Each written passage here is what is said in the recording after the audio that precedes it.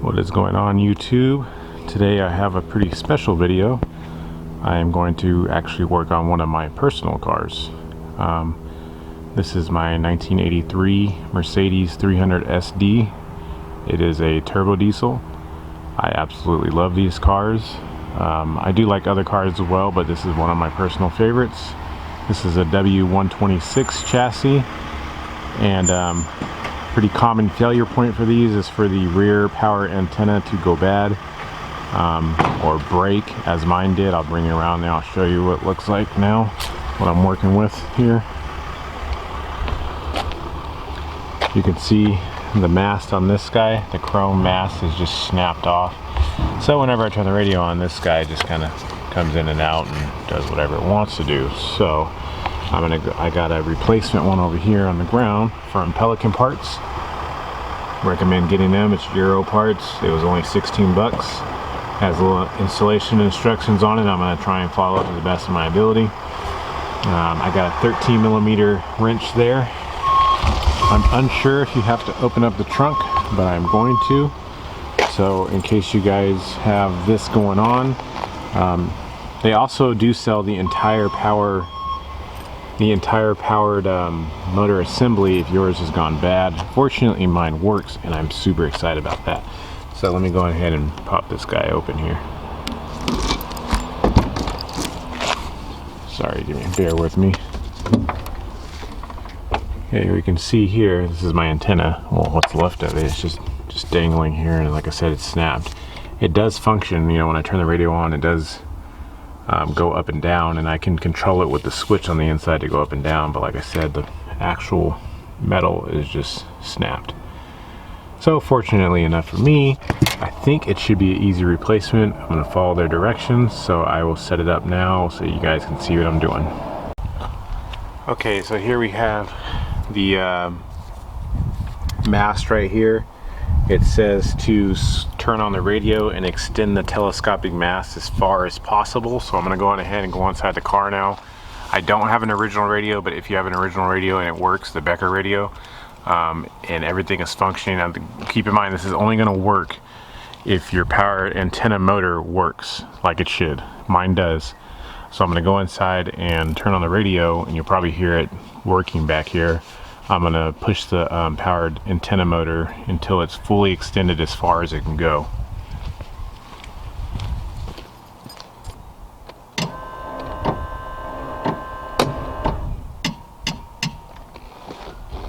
Okay, so now I have it extended out as far as possible.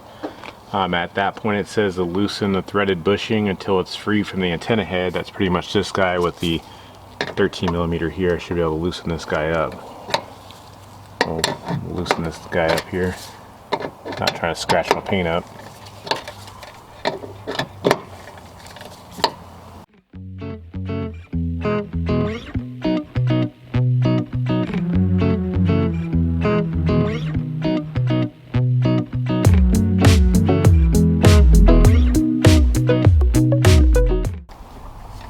Okay, so I've loosened this guy up. I'm gonna go ahead and pull this mast all the way out. Like I said, mine is just broken, so toss this into the trunk. I'm gonna go ahead and look down here with the flashlight to see if there's any broken pieces in here, and I'll get right back to you guys. Okay, I didn't find anything broken in there. Like I said, mine was broke, so I was able to just pull it out. So if for some reason yours is broken, this should, by turning it off and on, this should be able to eject the rest of the plastic out, or the rest of the mast that goes down in there. You just saw me pull mine completely out, so it is good to go. So I'm not going to turn mine off and on.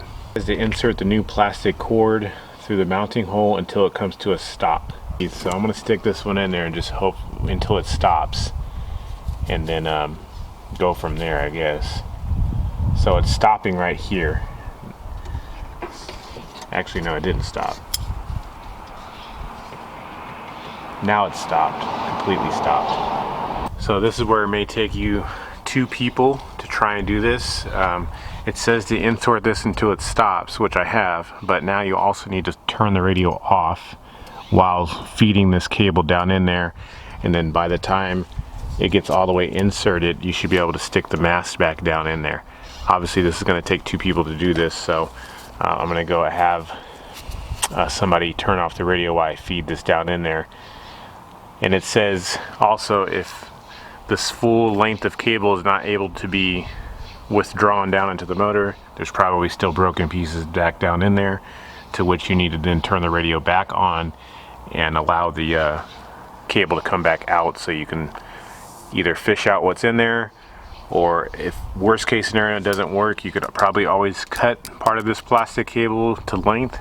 Obviously you don't want to cut off all of it, but you know, you'll cut off what you need to. So yeah, I'm gonna go on ahead and try and get this situated now. Okay, go ahead.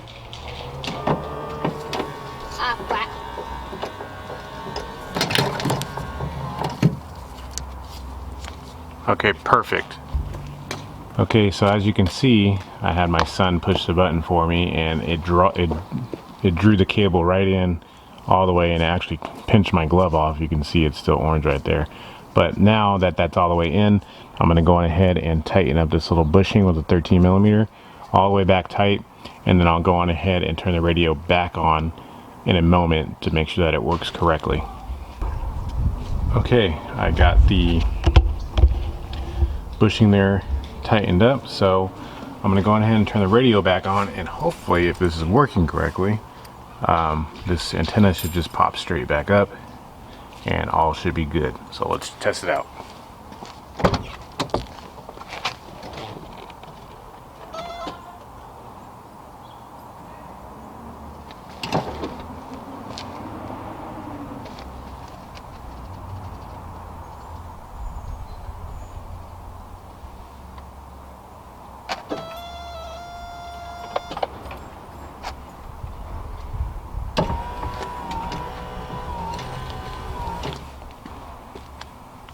Cool. So it came up just like it should. I'm gonna go on ahead now and test out the antenna button for max height and whatnot, and see if that works as well.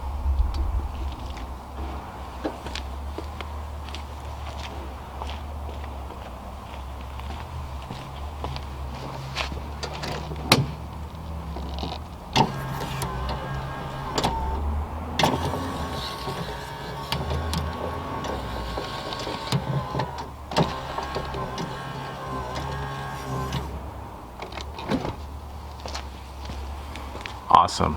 Then button works, it goes to full height and it comes back down just like it should. Last test is for me to turn the radio off to make sure that it retracts completely.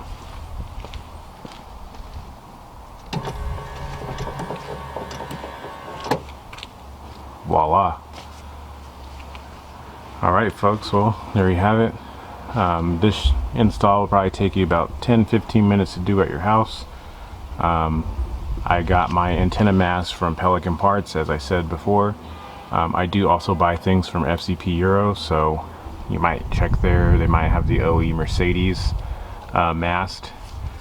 So yeah, this can definitely be done by anyone at your house. I'll show you the old one here. This is the old guy. Like I said, just got snapped in the middle, so this guy is going in the trash can where it belongs. So yeah, I hope this video helped you guys out. This might actually be the same for the W123s, maybe even the W116s, maybe most of the old Mercedes, you know, W108s, 109s, etc. So it should work for most of them. I don't know when it would stop. It could work for the W124s and the W140s, but then again, I'm not entirely sure. So I do know that this is a super common failure point for the 126 chassis, so I hope this helps you guys out. If you're new to the channel, please hit the subscribe button. If you like this, share it with your buddies. I really appreciate it. I will catch you guys next time.